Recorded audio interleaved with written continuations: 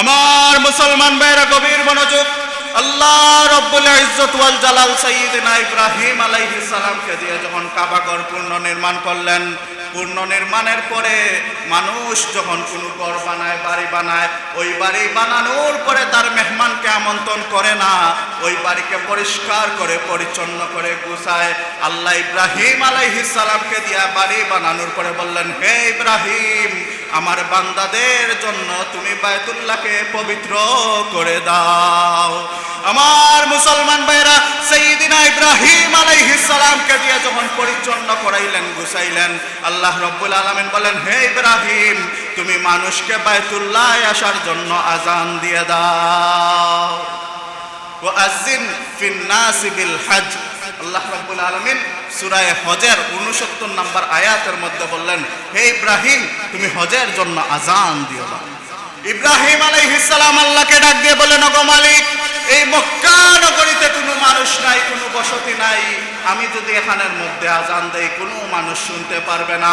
আমার আল্লাহ বলেন, হে ইব্রাহিম, তুমি আযান দিয়ে দাও, আমি আল্লাহ সারা পৃথিবীর মানুষের কানের মধ্যে আযান পৌঁছাইয়া দিব। সেই সময় যত মানুষ পৃথিবীর মধ্যে ছিল, আল্লাহ সবার কানের মধ্যে আযান পৌঁছাইয়া দিয়েছেন। আমরা যারা পৃথিবীর মধ্যে ছিলাম না, আলমে আরওয়ার মধ্যেও ছিলাম, আল্লাহ আমাদের কানের মধ্যেও আযানের ধ্বনি পৌঁছাইয়া দিয়েছেন। ওই আযানের ধ্বনি শোনার পরে যারা লাব্বাইক বলেছে, আল্লাহ রব্বুল আলামিন সবার কপালের মধ্যে হজ লিখে দিয়েছে। আশহুরুম মা'লুমাত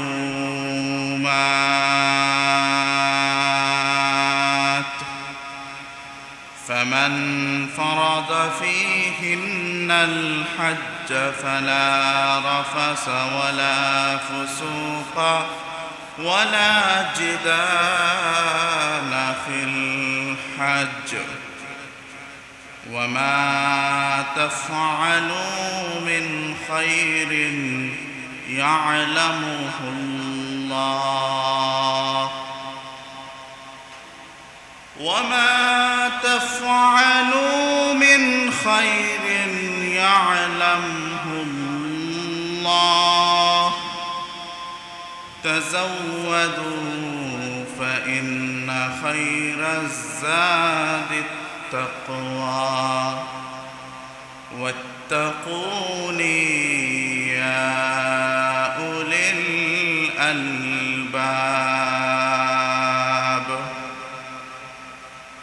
وعن ابن مسعود رضي الله عنه قال قال رسول الله صلى الله عليه وسلم تابعوا بين الحج والعمرة فإنهما ينفعان الفقر والذنوب كما ينفيان الكير خبث الحديد والذهب والفضة وليس للحجة المبرور ثواب إلا الجنة.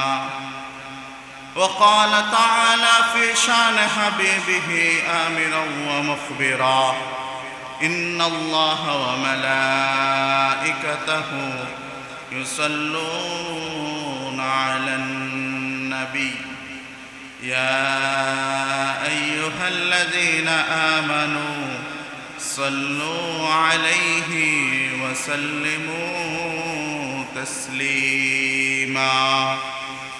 اللهم صل على محمد وعلى آل محمد كما صليت على إبراهيم وعلى آل إبراهيم إنك حميد مجيد. اللهم بارك على محمد وعلى آل محمد كما باركت على إبراهيم وعلى آل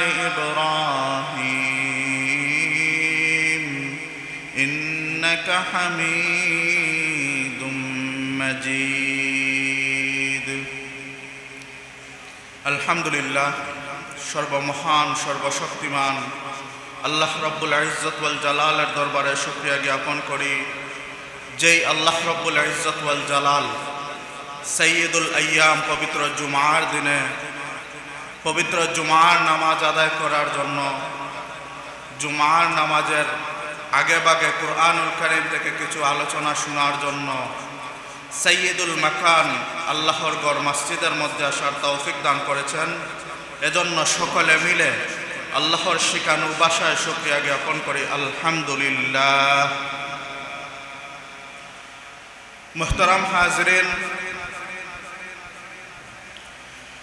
আজকে আমাদের সমাজের মধ্যে আসমানে জমিনে বিপর্যয় দেখা যায়।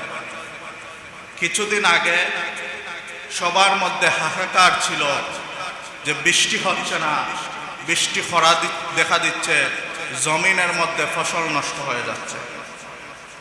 আবার এখন এমনভাবে বৃষ্টি শুরু হইল, কৃষকের সমস্ত ফসলাদি বৃষ্টির পানিতে তলিয়ে গেছে। এই যে প্রাকৃতিক ভারসাম্যহীনতা, এগুলো একমাত্র আমাদের উপার্জনের ফসল। আজকে জমিন থেকে ফসল নষ্ট হয়ে যায়, জমিন থেকে ভালো ফসল আসে না, আসমান থেকে রহমত নাজিল হয় না, সমাজের মধ্যে বিশৃঙ্খলা, পারিবারিক বিশৃঙ্খলা, ব্যক্তিগত জীবনে বিশৃঙ্খলা, এই সব কিছু আমাদের নিজ হাতে উপার্জন। আমরা আল্লাহকে ভুলে গেছি, আল্লাহর স্মরণকে ভুলে গেছি, আল্লাহর সাথে আমাদের সম্পর্ক কমে গেছে। এজন্য বিভিন্ন ধরনের প্রাকৃতিক বিপর্যয় আমাদেরকে ঘিরে রেখেছে। এই আল্লাহকে ভুলে যাওয়া যত বৃদ্ধি পাবে, প্রাকৃতিক বিপর্যয় ততই বৃদ্ধি পাবে। এজন্য সমাজের মধ্যে শান্তিতে বসবাসের জন্য, পার্থিব জীবনের সুখ শান্তি সফলতার জন্য মহান আল্লাহ রব্বুল ইজ্জত ওয়াল জালালের সাথে সম্পর্ক বৃদ্ধি করা ছাড়া মুসলমানদের জীবনে আর কোনো উপায় বা রাস্তা নেই। আমি আপনাদের সামনে পবিত্র কুরআনুল কারীমের সূরা বাকারার 197 নম্বর আয়াতে কালিমা তিলাওয়াত করেছি। যে আয়াতের মধ্যে আল্লাহ রাব্বুল আলামিন বলতেছেন, আল হজ্জু আশহুরুম মালুমাত, হজের জন্য 3টা মাস রয়েছে। এই হজ এমন একটা ইবাদত, এই যে কিছুক্ষণ আগে বললাম যে আমাদের আল্লাহর সাথে সম্পর্ক কমে গেছে, হজ এমন একটা ইবাদত যেটা মানুষকে আল্লাহর সাথে সম্পর্ক করে দেয়, মানুষকে আল্লাহ পর্যন্ত পৌঁছে দেয়। তো আল্লাহ রাব্বুল আলামিন বলতেছেন হজের মাস 3টা। দুঃখজনক হলেও সত্য, অধিকাংশ হাজী সাহেবই জানেন না যে হজের মাসটা 3টা। মনে করেন যে জিলহজ মাসই হচ্ছে হজ করার মাস, কিন্তু আল্লাহ রাব্বুল আলামিন কুরআনুল কারীমের মধ্যে বলেছেন হজের মাস 3টা। রমাদানুল মুবারকের পরে যেই মাস আসে শাওয়াল, এটাও হজের মাস। এরপরে যেটা আছে জুলকায়দা, এটাও হজের মাস। এরপরে যেই মাস আছে জুলহিজ্জা, এটাই হজের মাস। এই 3টা হজের মাস। কিন্তু হজ পালনের দিবস হচ্ছে জিলহজ মাসে, কিন্তু হজের মাস 3টা।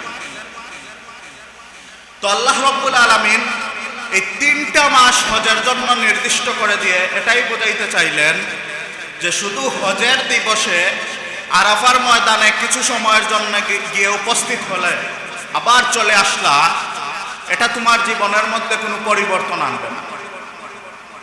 হজ ব্যাপক একটা জিনিস, এটার জন্য দীর্ঘ প্রস্তুতির প্রয়োজন। এজন্য 3 মাস পূর্বে থেকে হজের কার্যক্রম শুরু করে দাও।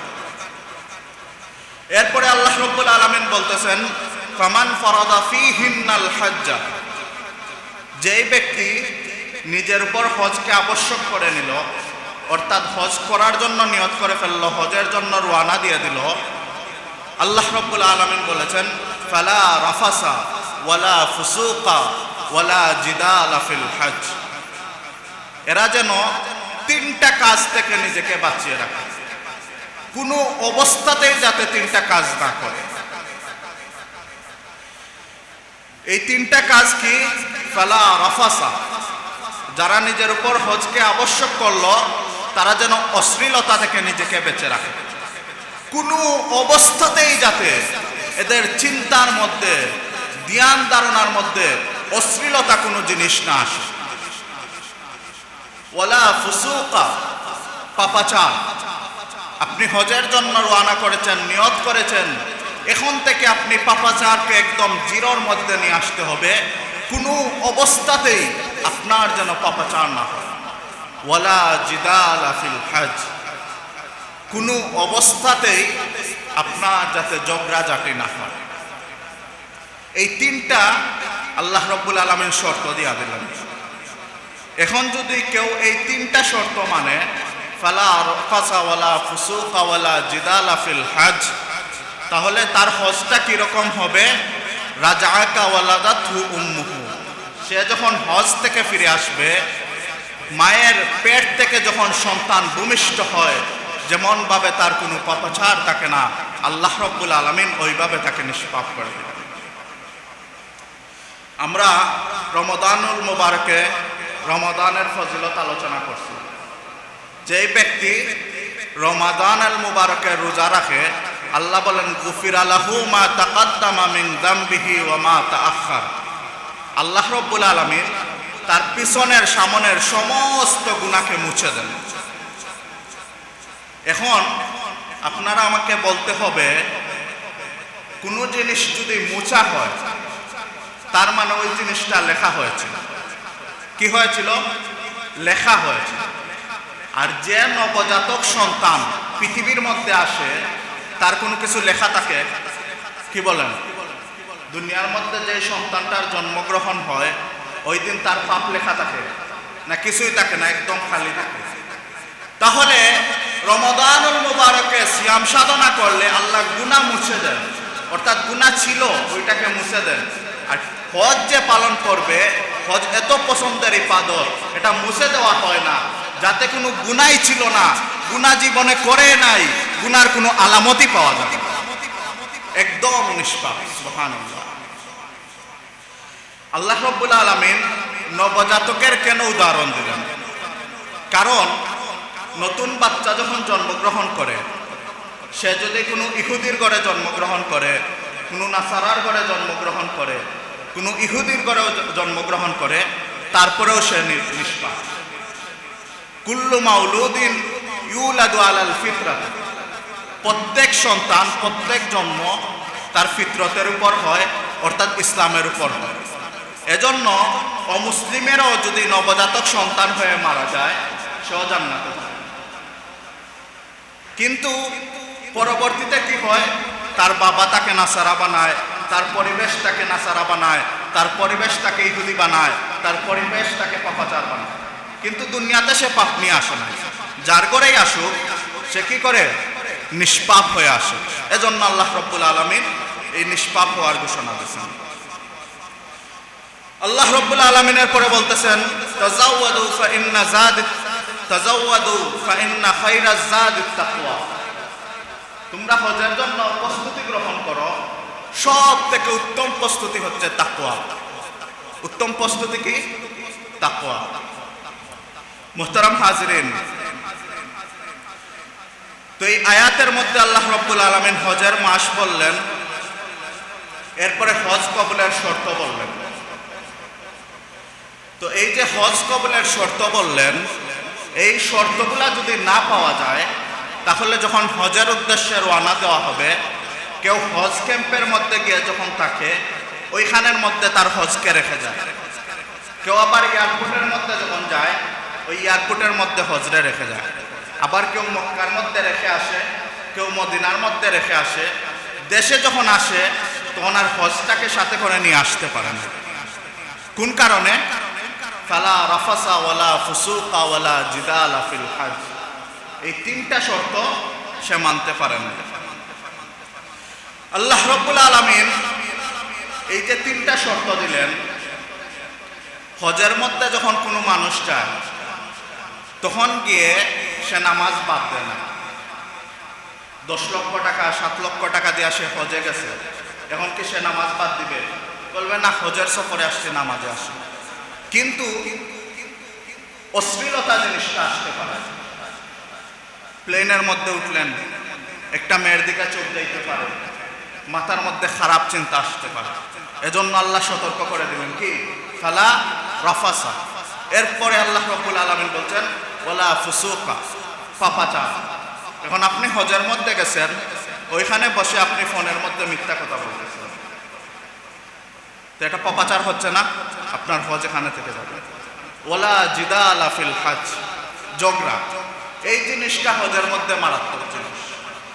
আপনি যখন প্রথমে এয়ারপোর্টে যাবেন, দেখবেন আপনার ফ্লাইট ডিলে হচ্ছে, আপনার মন মতো হচ্ছে না, আপনার মাথা গরম হয়ে যাবে। 10 লক্ষ টাকা দিলাম, এখন কেন বলে 1 ঘন্টা পরে ফ্লাইট, হ্যাঁ মুয়াল্লিম কোথায় গেল?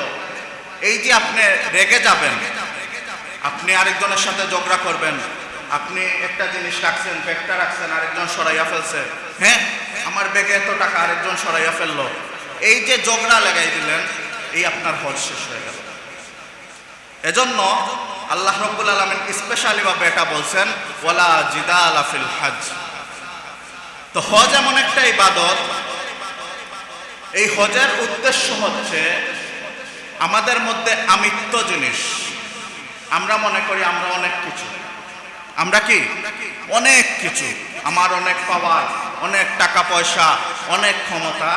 এই আমিত্বকে দূর করার জন্য আল্লাহ রাব্বুল আলামিন হজ পালনের জন্য সারা পৃথিবী থেকে সমস্ত মানুষ আসেন। আসার পরে এখানে দেখবেন আপনার বাংলাদেশের মানুষ, পাকিস্তানের মানুষ, আমেরিকা, আফ্রিকা, সারা পৃথিবীর মানুষ। তো প্রত্যেকের নিজস্ব আউটফিট আছে। কেউ 1 লক্ষ টাকার শার্ট পরে, কেউ 1 লক্ষ টাকার পাঞ্জাবি পরে, আবার কেউ আছে 500 টাকা দিয়েও পাঞ্জাবি পরে।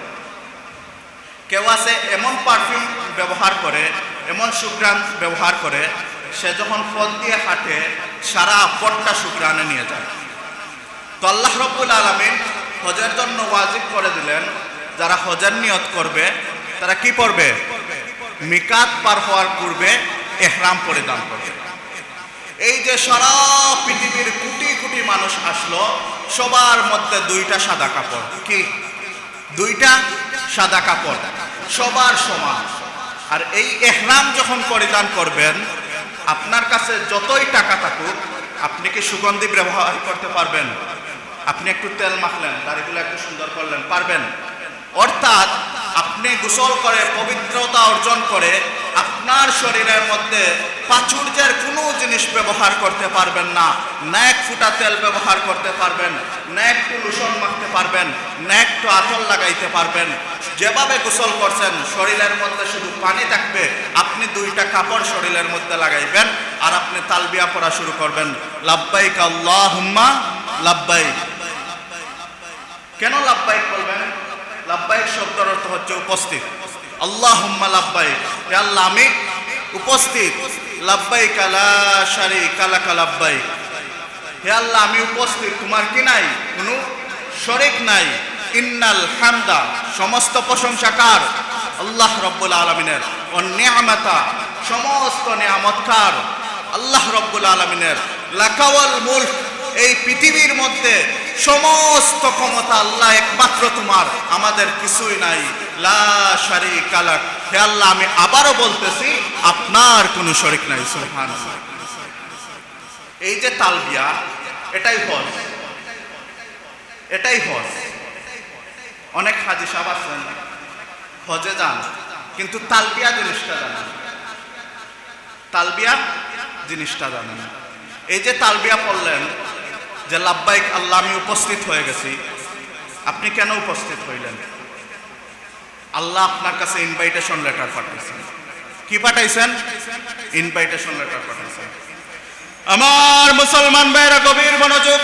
আল্লাহ রাব্বুল ইজ্জত ওয়াল জালাল সাইয়্যিদিনা ইব্রাহিম আলাইহিস সালামকে দিয়ে যখন কাবা ঘর পুনর্নির্মাণ করলেন, পুনর্নির্মাণের পরে মানুষ যখন কোনো ঘর বানায়, বাড়ি বানায়, ওই বাড়ি বানানোর পরে তার মেহমানকে আমন্ত্রণ করে না, ওই বাড়িকে পরিষ্কার করে পরিচ্ছন্ন করে গুছায়।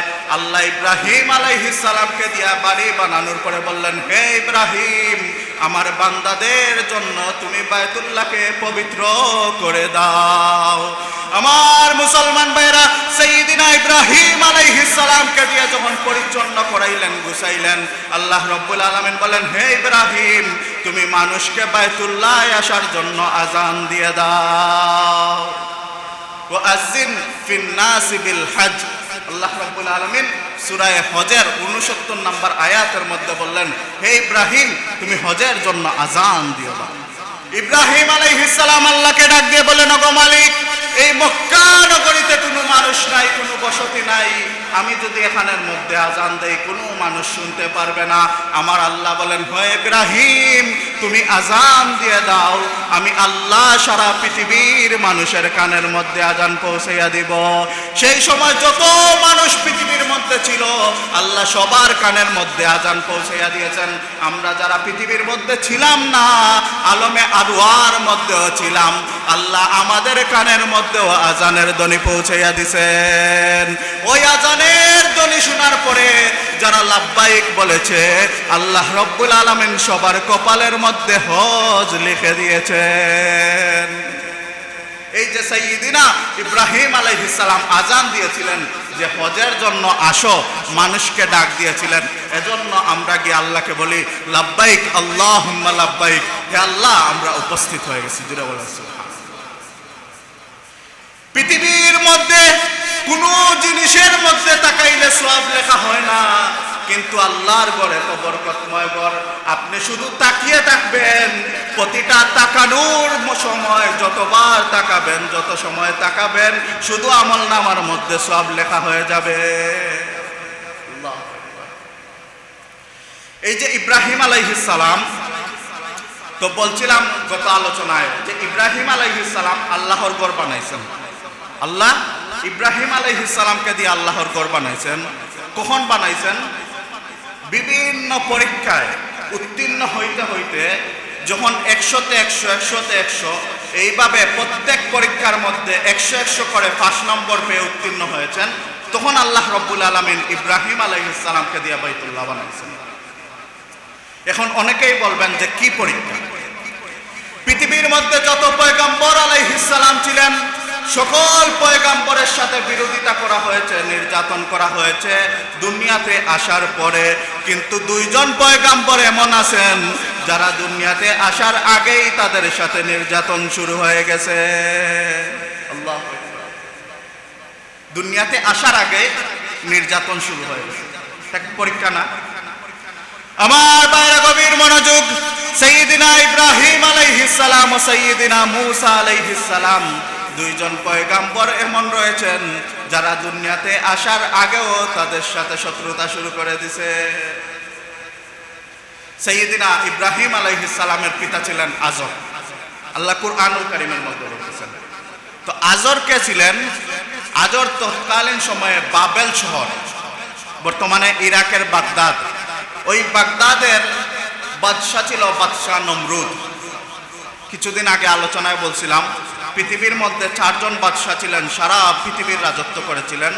2 জন মুসলমান, সাইয়্যিদিনা সুলাইমান আলাইহিস সালাম, বাদশা যুলকারনাইন। আর 2 জন কাফের ছিল, আল্লাহ বিরোধী ছিল, একজন নমরুদ আর একজন বখতেনসর। এই নমরুদ যখন বাদশা ছিল তখন ইব্রাহিম আলাইহিস সালামের জন্ম। নমরুদ 400 বছর বাদশাহী করতেছে। এই 400 বছর বাদশাহী করতে করতে তার মনের মধ্যে এমন ফ্যাসিজম সৃষ্টি হইল যে আমি বড় খোদা। সবাইকে আইন করে দিল, প্রত্যেক দিন সকালে ঘুম থেকে উঠে আমাকে সিজদা দিবা, প্রত্যেক দিন বাসায় যাওয়ার সময় আমাকে সিজদা দিয়ে যাবা। নাউজুবিল্লাহ। সে এখন বাদশা থেকে খোদা হয়ে গেল। সবাই তাকে কি বলে? প্রভু বলে, খোদা বলে। নাউজুবিল্লাহ।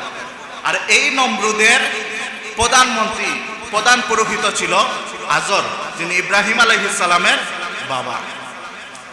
একদিন নমরুদ স্বপ্নের মধ্যে দেখলো সে তার সিংহাসনের মধ্যে বসে আছে, সবাই তাকে এসে সিজদা করতেছে, সবাই এসে তাকে প্রভু প্রভু বলতেছে, আর সে প্রভুর স্বাদ নিতেছে। এমতো অবস্থায় একটা বাচ্চা শিশু, যার বয়স নাকি 4 থেকে 5 বছর হবে, একটা শিশু আসলো, এসে নমরুদের মাথায় এত জোরে ঘুষি মারলো, ওই ঘুষির সাথে নমরুদ চেয়ার থেকে পড়ে গেল, তার চেয়ার সিংহাসনও উড়ে গেল। যেই মাত্র স্বপ্ন দেখলো, নমরুদ সবাইকে ডেকে বলে যে আমি তো একটা ভয়াবহ স্বপ্ন দেখে ফেলছি, একটা বাচ্চা ছেলে এমন ভাবে আমাকে ঘুষি মারলো, আমার সিংহাসন সহ আমাকে উড়িয়ে ফেলে। আল্লাহু আকবার। এখন যখন গণকদের নিয়ে আসলো, গণকরা বলে স্বপ্নের ব্যাখ্যা তো ভালো জিনিস না, একটা ভয়াবহ তা বলে এই স্বপ্ন বলে একটা বাচ্চার জন্ম হবে, যেই বাচ্চা আপনার সিংহাসন ধ্বংস করে দিবে, আপনার প্রভুত্ব ধ্বংস করে দিবে, আপনার খুদাগিরি ধ্বংস করে দিবে। এই বাচ্চা কবে আসবে? গণকরা হিসাব করে দেখলো ওই বাচ্চা আগামী কিছুদিনের মধ্যে দুনিয়ার মধ্যে চলে আসবে। আমার ভাইয়েরা গভীর মনোযোগ, নমরুদের কাছে যখন এই খবর আসলো, নমরুদ চাইল দুনিয়ার মধ্যে যাতে আর কোনো বাচ্চা না আসুক। একই অবস্থা সাইয়েদিনা মূসা আলাইহিস সালামের সময়ও হয়েছে। নমরুদ তার সময়কালে যত পুরুষ ছিল সমস্ত পুরুষকে জেলের মধ্যে বন্দী করে ফেলল। কোন পুরুষ বাসার মধ্যে যেতে পারবে না, কোন পুরুষ তার স্ত্রীর সাথে দেখা করতে পারবে না। কোন পুরুষ যদি তার স্ত্রীর সাথে দেখা না করতে পারে, তাহলে পৃথিবীর মধ্যেও কোনো সন্তান আসতে পারবে না। নাউজুবিল্লাহ। আল্লাহ যদি চান আসার জন্য, নমরুদকে আটকাইতে পারবে? আমার ভাইরা, নমরুদ সবাইকে জেলের মধ্যে বন্দী করে ফেলল। অনেক লম্বা ব্যাখ্যা তাফসীরের কিতাবের মধ্যে লেখা হয়েছে, ওইভাবে বন্দী অবস্থায় 8 মাস চলে গেল, কোন পুরুষ তার স্ত্রীর সাথে দেখা করতে পারে না। যেই সমস্ত বাচ্চারা মায়ের গর্ভের মধ্যে ছিল, নমরুদ তার সিআইডি ডিআইডি আরো যত বাহিনী আছে সবাইকে লাগিয়ে দিল। প্রত্যেক বাসার মধ্যে গিয়ে প্রত্যেক মহিলার পেট চেক করবা, যত মহিলা গর্ভবতী আছে সবাইকে হত্যা করে ফেলবা। উদ্দেশ্য একটা, আমার শত্রু যাতে পৃথিবীর মধ্যে না আসে। 8 মাস হয়ে গেল, আজর ঘুমিয়ে আছে, স্বপ্নের মধ্যে দেখে ওনার স্ত্রী অনেক সুন্দর করে সাজগোজ করে ওনার স্বামীর জন্য অপেক্ষা করতেছে। 8 মাস ধরে স্ত্রীকে দেখে না। আজর যখন এই স্বপ্ন দেখলো, স্বপ্নের পরে যখন ঘুম ভেঙে গেল, উঠে দেখে 10টা দরজা ছিল।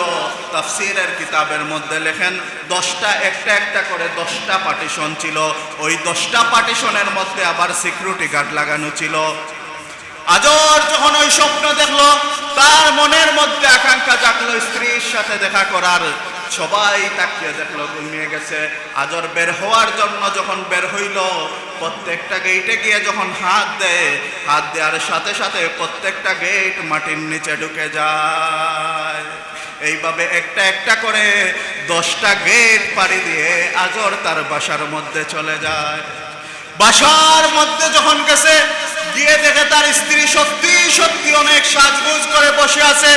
স্ত্রী অবাক হয়ে বলে, স্বামী তুমি না আদেশ করেছো, তোমরা না পরামর্শ করে আইন করেছো কোন স্বামী তার স্ত্রীর সাথে দেখা করতে পারবে না, তুমি নিজে আইন করে আবার তুমি নিজে কিভাবে চলে আসছো? আজর স্ত্রীকে বলে, ওগো স্ত্রী, 8 মাস হয়ে গেছে তোমাকে দেখি না, আমি সবাইকে ফাঁকি দিয়ে চলে আসছি। এমন অবস্থায় আজর যখন চলে আসলো, ওই গার্ডগুলা ঘুম ভাঙছে। একটা আরেকটাকে জিজ্ঞেস করে, কেউ কি বাহির হয়েছে?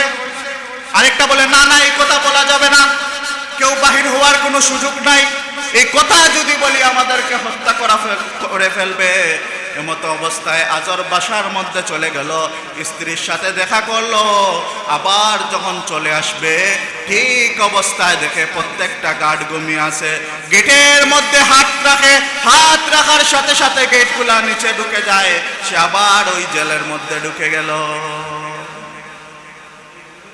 আমার ভাইরা, একটা সূত্র বলি মনে রাখবেন, যত পয়গম্বর আলাইহিস সালাম দুনিয়ার মধ্যে এসেছিলেন, প্রত্যেক পয়গম্বর যখন ওনাদের মায়ের পেটের মধ্যে থাকেন, আমাদের দুনিয়ার নিয়ম হচ্ছে সন্তান যখন মায়ের পেটে থাকে তখন মায়ের পেটটা বড় হয়ে যায়, মারা গর্ভবতী হয়ে যান, অসুস্থ হয়ে যান, দেখলে বোঝা যায় ওই মায়ের পেটের মধ্যে সন্তান আছে, স্বাভাবিকভাবে কার্যক্রম করতে পারেন না। কিন্তু পয়গম্বরদের মুজিজা হচ্ছে যে কোনো পয়গাম্বর যখন মায়ের পেটের মধ্যে থাকেন, মাকে দেখে বোঝা যায় না ওই মায়ের গর্ভে সন্তান রয়েছে।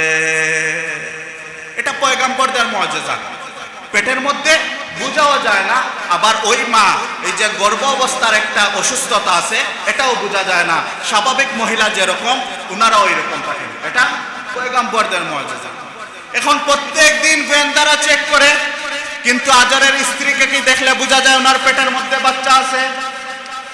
এইভাবে 10 মাস যখন চলে গেল, হঠাৎ প্রসব বেদনা চলে আসলো।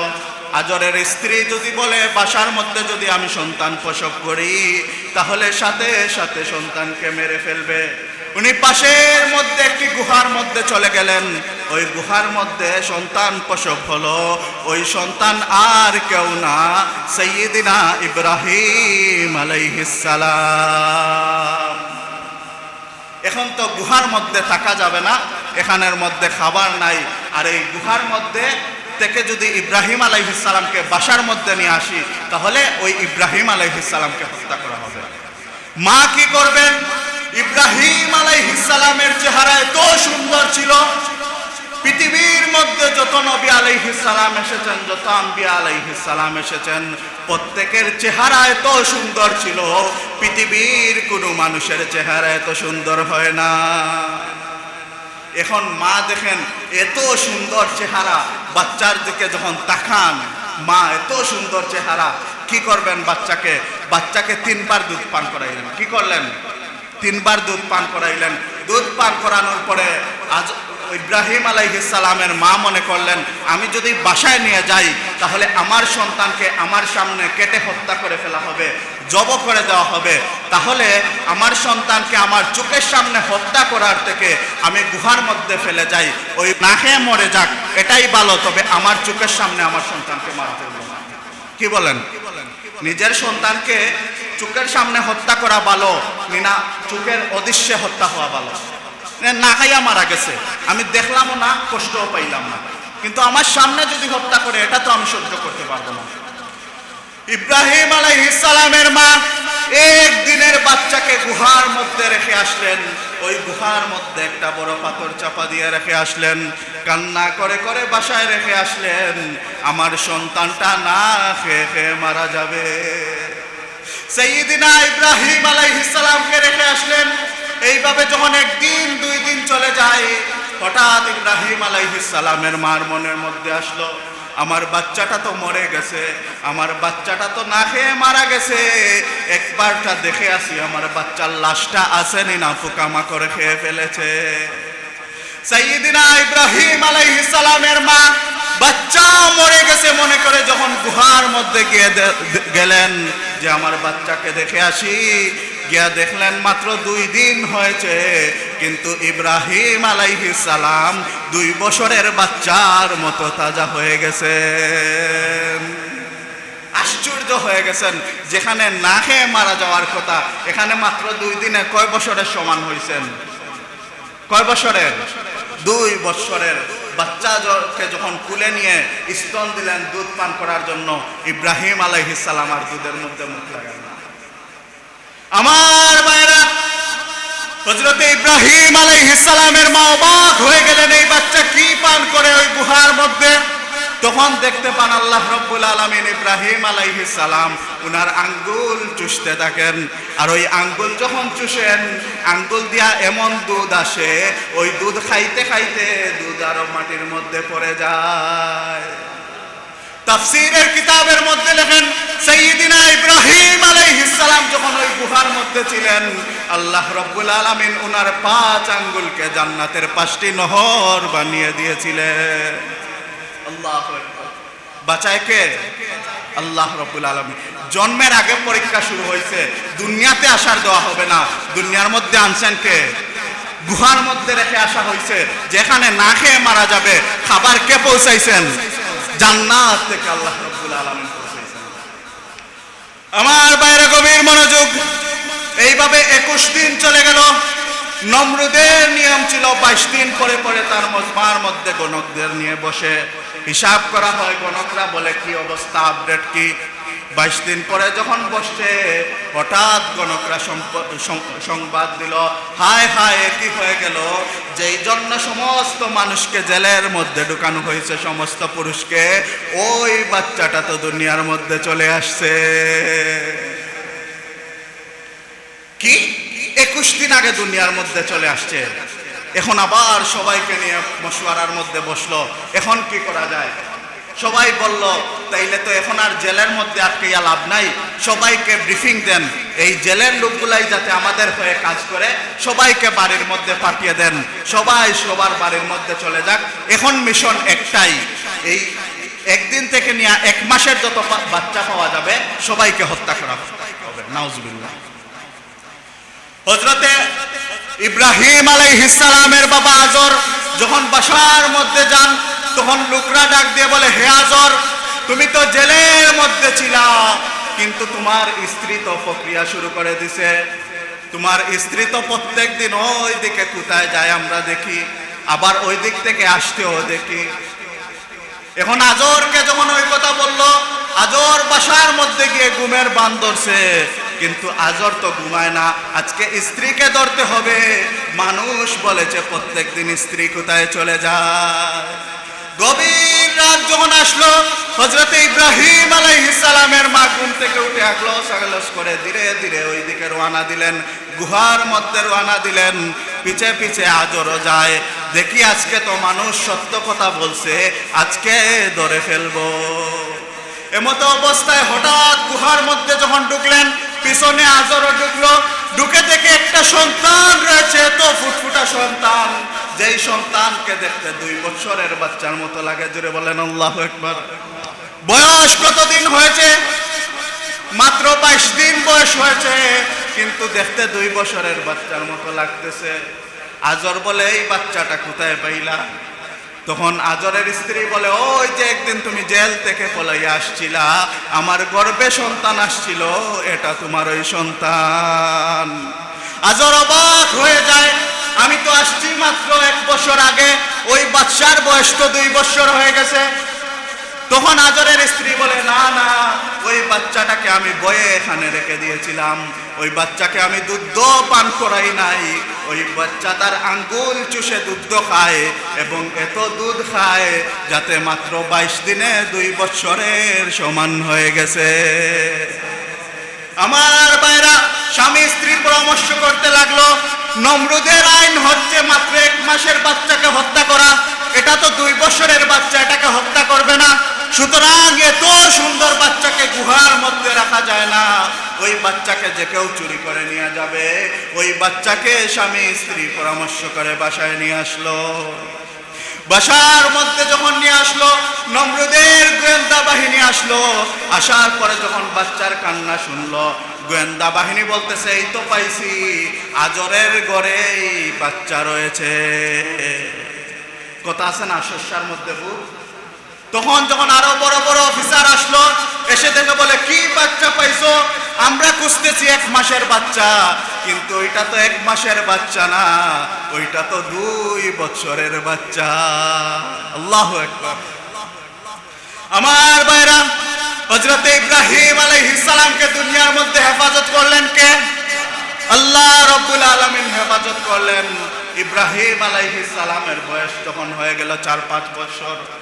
ইব্রাহিম আলাইহিস সালামের বাবা ছিলেন আজর মূর্তি পূজারক, উনি মূর্তি বানাইতেছেন। আল্লাহ রাব্বুল আলামিন কুরআনুল কারীমের মধ্যে বলতেছেন, ইব্রাহিম আলাইহিস সালামের বাবা আজর মূর্তি বানাইতেছেন। ইব্রাহিম ডাক দিয়ে বলেন, বাবা এগুলো আপনি কি বানাইতেছেন? আজর ডাক দিয়ে বলে, আমার সন্তান, আমি তো আমাদের খোদাদের বানাইতেছি। ইব্রাহিম আলাইহিস সালামের বয়স 4 থেকে 5 হবে। বাবাকে ডাক দিয়ে বলেন, বাবা আমার তো বুঝে ধরে না, আপনি নিজ হাত দিয়ে যেটাকে বানাইতেছেন ওটা আপনার কিভাবে খোদা হয়ে যায়? তার থেকে ভালো আপনি যদি বলতেন ওই মূর্তিগুলার খোদা আপনি, তাহলে আমি যুক্তির কারণে মেনে নিতাম, কারণ ওইগুলাকে আপনি বানাইছেন। যেই জিনিসটাকে আপনি নিজ হাতে বানাইলেন, ওই জিনিসটা কেমনে করে আপনার খোদা হয়ে যায়? এরপরে আল্লাহ রাব্বুল আলামিন কুরআনের মধ্যে বলতেছেন, আজরকে ডাক দিয়ে ইব্রাহিম আলাইহিস সালাম বলেন, বাবা আপনার পূজা করেন, এমন মূর্তিকে খুদা মানেন যেই মূর্তিগুলা কথা বলতে পারে না। আপনারা এমন মূর্তিকে খুদা মানেন যেই মূর্তিগুলা কানে শুনতে পারে না। আপনারা এমন মূর্তির ইবাদত করেন যেই মূর্তিগুলা চোখেও দেখে না। এই যে ইমাম, বয়স কত কত বছর? মাত্র 4-5 বছর। ইব্রাহিম আলাইহিস সালাম আরেকটু বড় যখন হলেন, তখন আজর মূর্তি বানিয়ে ইব্রাহিম আলাইহিস সালামকে টুকরিতে করে দিল। হে আমার সন্তান ইব্রাহিম, ওইগুলা বাজারের মধ্যে নিয়ে যাও, ওইগুলা বাজারের মধ্যে বিক্রি করে আসো। ইব্রাহিম আলাইহিস সালাম ডাক দিয়ে বলেন, বাবা আমার তো বুঝে ধরে না, খুদাও নাকি কেনা বেচা হয়। কি বলেন, আল্লাহকে কেনা বেচা যায়? ইব্রাহিম আলাইহিস সালাম বাবাকে বলেন যে আমার তো বুঝে ধরে না, আপনারা খুদাকেও কেনা বেচা করেন। যখন বাজারের মধ্যে নিয়ে যাবেন, পথের মধ্যে যখন নদীর পাশ দিয়ে যাচ্ছেন, ওই নদীর কাছে গিয়ে ওই মূর্তিগুলাকে নদীর মধ্যে চুবাইতেছেন। কি করতেছেন? এইভাবে চুবাইতে চুবাইতে কোনটার হাত ভেঙে যায়, কোন মূর্তির গর্দনা ভেঙে যায়, কোন মূর্তির পা ভেঙে যায়। ওইভাবে প্রত্যেকটাকে পানিতে চুবাইতে চুবাইতে আবার টুকরিটি করে নিয়ে বাসার মধ্যে চলে আসছেন। ইব্রাহিম আলাইহিস সালামের বাবা ডাক দিয়ে বলে, বাবা ইব্রাহিম, তোমাকে বাজারের মধ্যে পাঠাইলাম মূর্তিগুলাকে, খুদাগুলাকে বেচে আনার জন্য। তুমি খুদাকে বেচে টাকা নিয়ে আসবা, কিন্তু তুমি তো টাকা আনো নাই, তুমি মূর্তিগুলাকেও ভেঙে নিয়ে আসছো। ইব্রাহিম আলাইহিস সালাম বলেন, বাবা আর কথা বললেন না, আপনি এমন খুদাদেরকে আমার মাথার মধ্যে দিয়েছেন, আমি যখন বাজারের মধ্যে নিয়ে যাব, আপনার খুদারা আমার মাথার উপরে এমন সংঘর্ষ শুরু করেছে। একটা একটার নাকের মধ্যে ঘুষি দে, একটা একটার মাথার মধ্যে ঘুষি দে, একটা একটার হাত ভেঙে ফেলে, একটা একটার পাউকে ভেঙে ফেলে। আপনার খুদাদের মাইরের কারণে, সংঘর্ষের কারণে আমার গাড়ের মধ্যে ব্যথা হয়ে গেছে। আল্লাহ, ইনি ছিলেন ইব্রাহিম আলাইহিস সালাম। আমার ভাইয়ের গভীর মনোযোগ, সাইয়্যিদিনা ইব্রাহিম আলাইহিস সালাম সবাই জেনে গেল নমরুদকে খুদা মানেন না, মূর্তিকে খুদা মানেন না। ইব্রাহিম আলাইহিস সালাম বলেন একমাত্র আল্লাহ, সৃষ্টি করেছেন একমাত্র আল্লাহ, মালিকও একমাত্র আল্লাহ, খালিকও একমাত্র আল্লাহ। যেই আল্লাহর সৃষ্টিও নাই, যেই আল্লাহর সমাপ্তিও নাই, যেই আল্লাহ আগেও যেভাবে ছিলেন ওই আল্লাহ ভবিষ্যতে ওইভাবে থাকবেন। নমরুদের কাছে যখন সংবাদ গেল, তখন নমরুদ পরামর্শের মধ্যে বসলো, ওই সন্তানকে কি করা যায়। ওই ছেলেটা তো আবার সাধারণ সন্তান না, তার মন্ত্রী আজরের সন্তান। এখন সবাইকে নিয়ে পরামর্শ করলো, একটা গান বাজনার আয়োজন করা হোক, মূর্তি পূজার জন্য একটা আয়োজন করা হোক। যেই আয়োজনের মধ্যে ইব্রাহিমের সমবয়সী যেই ছেলেরা আছে সবাইকে বলা হলো, ওই আয়োজনের মধ্যে তোমরা ইব্রাহিমকে নিয়ে আসবা। আমার ভাইয়েরা, আমার দেশেও গান বাজনার অনুষ্ঠান হয় কিনা? ওই অনুষ্ঠানে কি আমরা যাই? কি বলেন? আমি তো দেখি যাই। আমরা মসজিদেও আসি, গান বাজনার মধ্যেও যাই। এই যে পরামর্শ দিল, এই পরামর্শটা কিন্তু মিস্টার ইবলিস দিছে, যে যদি তোমরা গান বাজনার মধ্যে নিয়ে আসো, মূর্তি পূজার ফাংশনের মধ্যে নিয়ে আসো, তখন ইব্রাহিমের যে নবুয়তির পাওয়ার আছে, ইমানের পাওয়ার আছে, ওইটা চলে যাবে। ইব্রাহিম আলাইহিস সালামকে নিয়ে যাওয়ার জন্য বন্ধুরা যখন জোরাজুরি করতে লাগলো, সাইয়্যিদিনা ইব্রাহিম আলাইহিস সালাম বললেন, ইন্নী সাকিম, আমি অসুস্থ, আমি যেতে পারবো না। সবাই যখন মেলার মধ্যে চলে গেল, কনসার্টের মধ্যে চলে গেল, তখন তাদের উপাসনা ঘর যেটা ছিল ওইটার মধ্যে সাইয়্যিদিনা ইব্রাহিম ঢুকে গেলেন। ঢুকে গিয়ে ইব্রাহিম আলাইহিস সালাম একটি কুদাল নিলেন হাতের মধ্যে। ওই কুদাল নিয়ে দেখলেন শত শত মূর্তি রয়েছে, প্রত্যেকটাকে কুপাইতে শুরু করলেন। একটা একটা করে প্রত্যেক মূর্তিকে কুপাইয়া একদম নাস্তে নাবুদ করে দিলেন। এরপরে যেই বড় মূর্তি ছিল, ওই মূর্তির শুধু নাক কাটলেন, ওইটাকে মারলেন না। নাক কাটার পরে ওই কুদাল ওই বড় মূর্তির কাঁধের মধ্যে রেখে দিলেন। এরপরে আবার ওই ঘরের ইবাদত লয়ের, উপাসনালয়ের দরজা বন্ধ করে চলে আসলেন। দীর্ঘদিন যখন পূজা করে, গান বাজনা কনসার্ট করে, এখন আসলো, আসার পরে মনে করলো অনেক তো নাচ গান করছি, এখন একটু উপাসনা করি। আমাদের সমাজেও এমন মানুষ আছে, হজের সময় আসলে হজেও যায়, আবার হজ থেকে এসে কনসার্টের মধ্যেও যায়, ওয়াজ মাহফিলের মধ্যেও টাকা পয়সা দেয়, গান বাজনার মধ্যেও টাকা পয়সা দেয়, মসজিদের মধ্যেও টাকা দেয়, যাত্রাপালার মধ্যেও টাকা দেয়। এমন মানুষ তো আমাদের সমাজে খুঁজে পাওয়া যাবে না, কি বলেন? এমন মানুষেরও আমাদের সমাজের মধ্যে অভাব নাই। আমার ভাইরা যখন গান বাজনা থেকে চলে আসলো, ভাবলে এখন একটু ইবাদত বন্দেগি করি, উপাসনা করি। যখন উপাসনালয়ে ঢুকবে, ঢুকে গিয়া দেখে ওই যে মূর্তিগুলা ছিল, একটাও মূর্তি ভালো নাই, সবাই নাস্তে নাবুদ হয়ে গেছে। সবাই বলে আমরা তো সবাই চলে গেছি কনসার্টের মধ্যে, একমাত্র ইব্রাহিম যায় নাই। সুতরাং ইব্রাহিম ছাড়া এই কাজ কেউ করে নাই। ইব্রাহিম আলাইহিস সালামকে এনে যখন জিজ্ঞাসা করা হইল, ইব্রাহিম আলাইহিস সালাম বলেন ওই বড় প্রভুটাই ছোট প্রভুদের হত্যা করে ফেলছে। ইব্রাহিম আলাইহিস সালাম ডাক দিয়ে বলেন, তোমরা এমন খোদার ইবাদত করো যে খোদাগুলা নিজেকেও রক্ষা করতে পারে না। ওই অক্ষম খোদাগুলা কেমনে তোমাদেরকে খাওয়াবে? ওই অক্ষম খোদাগুলা কিভাবে তোমাদের রক্ষা করবে? ওই অক্ষম খোদাগুলার গায়ে যদি কেউ প্রস্রাব করে, ওই অক্ষম খোদাগুলা প্রস্রাবও সরাইতে পারে না। একটা মাছি বসেও যদি এখানে পায়খানা করে দেয়, ওই অক্ষম খোদাগুলা ওই মাছিকেও তাড়াইতে পারে না। ইব্রাহিম আলাইহিস সালাম ঈমান বুঝাইতেছেন, আল্লাহ তাওহীদ বুঝাইতেছেন। আমার ভাইরা, সাইয়্যিদিনা ইব্রাহিম আলাইহিস সালামের কথা যদি আলোচনা করতে যাই অনেক সময় হয়ে যাবে। আরো কিছু কথা বলে সংক্ষেপে শেষ করব। এইভাবে যখন নমরুদের কাছে আবার সংবাদ আসলো, ইব্রাহিম তো কনসার্টের মধ্যেও যায় নাই, আমাদের উপাসনালয়ে ঢুকে ইব্রাহিম সমস্ত প্রভুদের হত্যা করে ফেলছে।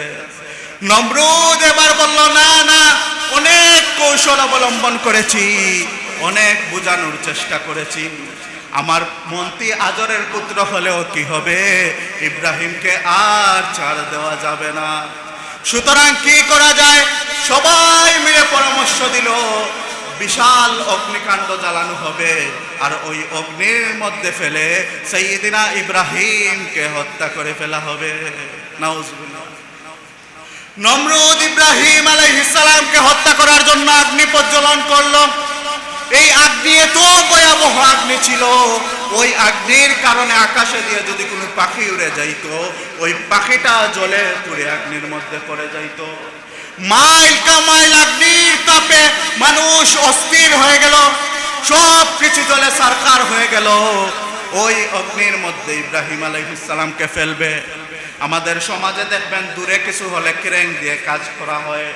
বড় একটা গাছ নিয়ে আসলো, ওই গাছের মাথার মধ্যে সাইয়্যিদিনা ইব্রাহিম আলাইহিস সালামকে বেঁধে ফেললো। ইব্রাহিম আলাইহিস সালামকে শিকল দিয়ে বেঁধে ফেললো। কেরেঙের মতো করে যখন ইব্রাহিম আলাইহিস সালামকে অগ্নির মধ্যে ফেলে দিবে, এমতো অবস্থায় ফেরেশতা উপস্থিত হয়ে বলেন, ওগো আল্লাহর খলিল ইব্রাহিম, আপনি বলেন আমরা সমস্ত সাগরের পানি এনে আগুনের মধ্যে ছেড়ে দেই। সাইয়্যিদিনা ইব্রাহিম আলাইহিস সালাম বলেন, হে ফেরেশতা, আমার আল্লাহ কি আমাকে দেখেন না? আমার আল্লাহ তো আমাকে দেখতেছেন, আমাকে যে অগ্নির মধ্যে ফেলেছেন। হাসবুনাল্লাহু ওয়া নি'মাল ওয়াকিল, আমার আল্লাহ আমার জন্য যথেষ্ট হয়ে যাবে। সাগর থেকে পানি এনে আমাকে রক্ষা করা লাগবে না, আমার আল্লাহ আমার জন্য উত্তম হেফাজতের ব্যবস্থা করবেন। আগুনের মধ্যে যখন সাইয়্যিদিনা ইব্রাহিম আলাইহিস সালামকে ফেলে দেওয়া হইল, আগুনটা এত ভয়াবহ ছিল, অগ্নির যে শিকলগুলা ছিল ওই শিকলগুলা গলে ইব্রাহিম আলাইহিস সালামের হাত পা ছুটে গেল। কিন্তু আল্লাহ রাব্বুল আলামিন আগুনকে নির্দেশ করলেন, কুল না ইয়া নারু কুনি বারদাও ওয়া সালামান আলা ইব্রাহিম। আল্লাহ বলে দিলেন, হে অগ্নি, তুমি আমার খলিল ইব্রাহিমের জন্য শান্তিদায়ক হয়ে যাও। জুড়ে বলেন আল্লাহু আকবার। আমার আল্লাহ রব্বুল আলামিন ওই অগ্নিকে যদি বলতেন তুমি আমার খলিলের জন্য ঠান্ডা হয়ে যাও, তাহলে ঠান্ডার মধ্যেও মানুষের থাকতে কষ্ট হয়। ঠান্ডা যখন বেশি হয় মানুষের জন্য থাকা কষ্ট হয়। এজন্য সমাজের মধ্যে দেখবেন ওখানে এসি আছে। আগে যে এসি গুলা ছিল এইগুলা নির্ধারিত টেম্পারেচারে চলতো, এখন আপডেট ভার্সন এসে আসছে, ইনভার্টার এসি বলা হয়। আপনি যেই তাপমাত্রা দিবেন ওই তাপমাত্রার লেভেল যখন হয়ে যাবে অটোমেটিক এসি বন্ধ হয়ে যায়। তার মানে আপনার কমফোর্ট জোন হয়ে যায়, আপনি যেই আরামটা চান ওইটা নিশ্চিত হয়ে যায়। আমার আল্লাহ রব্বুল আলামিন অগ্নির মধ্যে নির্দেশ করলেন, হে আগুন তুমি আমার খলিলের জন্য শান্তিদায়ক হয়ে যাও।